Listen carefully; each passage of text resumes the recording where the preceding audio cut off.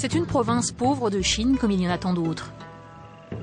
Sauf que celle-ci a une particularité qui est en train de faire sa renommée et qui se remarque dans les parkings. Les deux roues sont presque tous équipés d'un moteur électrique, beaucoup plus performant que les vélos, mais accessible aux bourses les plus modestes, qui n'ont pas les moyens de se payer des deux roues à essence. Et depuis peu, on croise même des 4 roues à moteur électrique. Une révolution. Lorsque j'étais petit, on faisait tout à pied. Il n'y avait pas de vélo chez moi. Et maintenant, non seulement les gens ont des voitures, mais ils ont même des voitures électriques, des voitures écologiques. Et l'un des pères de ces petites voitures, on le trouve derrière ces murs. Il s'appelle Monsieur Chang. Monsieur Chang est fils de paysan. Mais il a toujours été fan de bricolage. Plutôt que de cultiver les champs comme ses parents, il s'est consacré à la mécanique. Et il en a réparé des milliers des deux roues électriques dans son petit garage. Et puis, il y a 6 ans, il s'est dit, pourquoi pas bidouiller des 4 roues électriques ?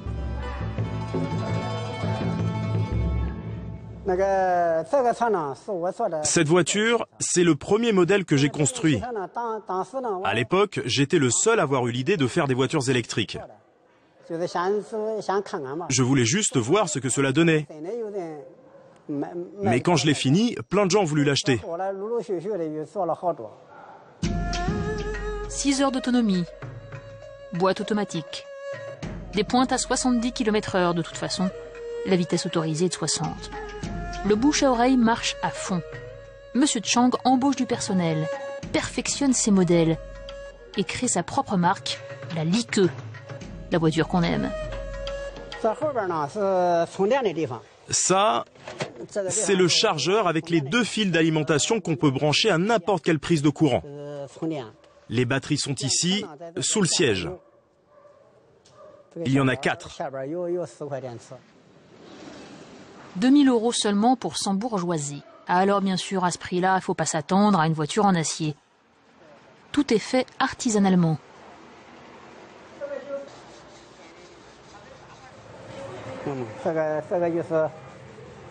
J'utilise de la fibre de verre.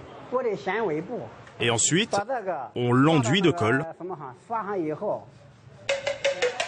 Ajoutez à cela quelques kilos de plâtre, un bon moulage fait main, et voilà une belle carrosserie faite maison.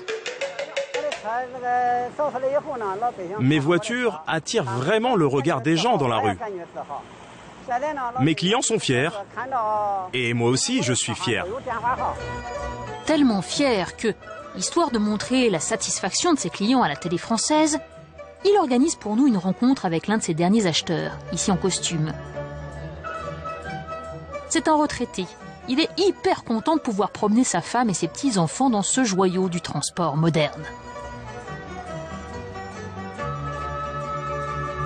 Alors cette voiture, elle marche bien ? Ah, pas mal, oui. Cette voiture est très confortable pour les personnes âgées. Elle est économe, jolie, et en plus, c'est pratique et écologique. Et c'est parti pour un tour. Regardez, c'est très bien. C'est stable, je peux même lâcher le volant. Vraiment, c'est super. « 4000 véhicules vendus en 4 ans. Mais le summum de la réussite pour Monsieur Chang, c'est d'avoir décroché la police municipale comme client. Version carte aérée pour l'été et avec des portières pour l'hiver. Les fonctionnaires ne tarissent pas d'éloges. C'est une voiture pour se faufiler. En ville, c'est très pratique. La vitesse peut aller jusqu'à 60 km/h. C'est pratique parce que ce modèle est petit. Mais cette année, la marque Li-Ke a vu grand. Monsieur Chang vient de lancer sa camionnette électrique. Et là encore, la petite camionnette bidouillée dans le garage de Monsieur Chang fait mouche. L'heureux acquéreur est un petit commerçant. Avant, il était ouvrier agricole. Il voulait vendre des légumes cuisinés. Mais pour cela, il fallait un véhicule. Et il n'avait pas les moyens d'acheter un véhicule à essence. La voiture de Monsieur Chang 3 fois moins cher, a été une aubaine.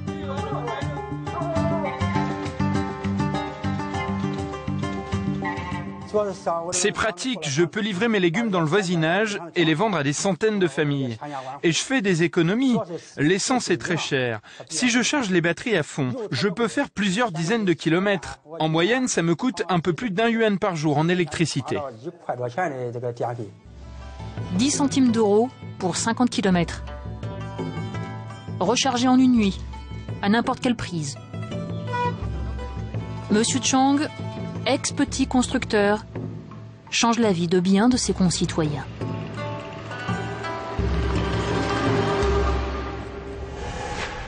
Voilà, et le succès ne s'arrête pas là. Figurez-vous que la voiturette électrique pourrait bien être exportée. Et là, vous allez le voir, les autorités chinoises sont ambivalentes. D'un côté, elles ont envie de montrer au monde un visage respectueux de l'environnement. Mais de l'autre, elles savent aussi que cette petite voiture n'est pas du tout aux normes. On regarde. Monsieur Chang a fait des émules, une bonne trentaine. Des voiturettes comme celle-ci, il s'en produit maintenant 100 000 par an dans le Shandong. Voitures en série, site internet. Pourtant, 2 modèles sur 3 ne respectent pas les normes de sécurité. D'ailleurs, elles sont proscrites dans le reste de la Chine. Pas de ceinture, pas de test choc. Elles n'ont pas reçu d'homologation officielle et circulent sans que ça gêne personne, sans plaque d'immatriculation. Ce qui fait grincer des dents les garagistes. Les vrais. La carrosserie des vraies voitures comme celle-ci, les voitures à essence, les protège en cas d'accident. C'est de l'acier. En plus, il y a le moteur devant. C'est solide. Les voitures électriques, elles, ont un moteur électrique et une carrosserie en plastique. Donc en cas d'accrochage, les dégâts sont plus importants. Comment se fait-il que le gouvernement du Shandong laisse faire ? D'abord, on nous laisse entendre qu'il est difficile de brider une économie, certes parallèle, mais dynamique. Ensuite, Pékin vient de fixer un objectif comme seuls les Chinois savent en fixer. En 2020, la Chine devra produire 1 million de voitures électriques par an. Dans ces conditions, pour les autorités du Shandong, pas question de mettre des bâtons dans les roues des constructeurs.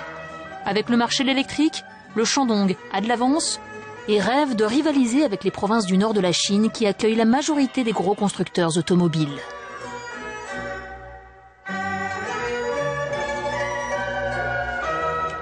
Vous savez, les routes de campagne n'ont pas les mêmes règles de sécurité qu'en ville.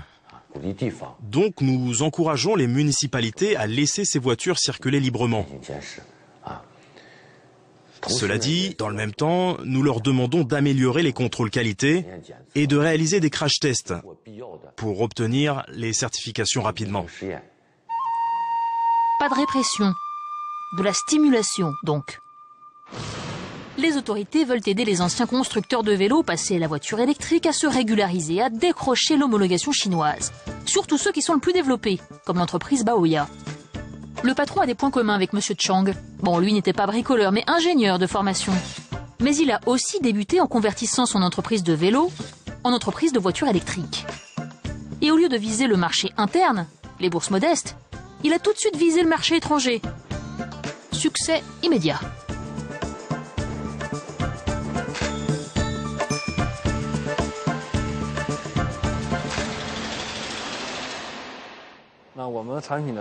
Nous vendons aux États-Unis, au Canada, à l'Amérique centrale et à l'Amérique du Sud. Nous exportons aussi un peu vers l'Europe. Dans le futur, nous voulons nous concentrer sur le marché européen. Si nous pouvons satisfaire les clients européens, nous pourrons vendre partout. Baoya exporte donc 100% de ses voiturettes haut de gamme. Fini l'artisanat de Monsieur Chang. La voiture pointe à 100 km/h grâce aux batteries au lithium. Et elle offre aussi quelques petites options luxueuses. On a aussi l'ABS et la direction assistée.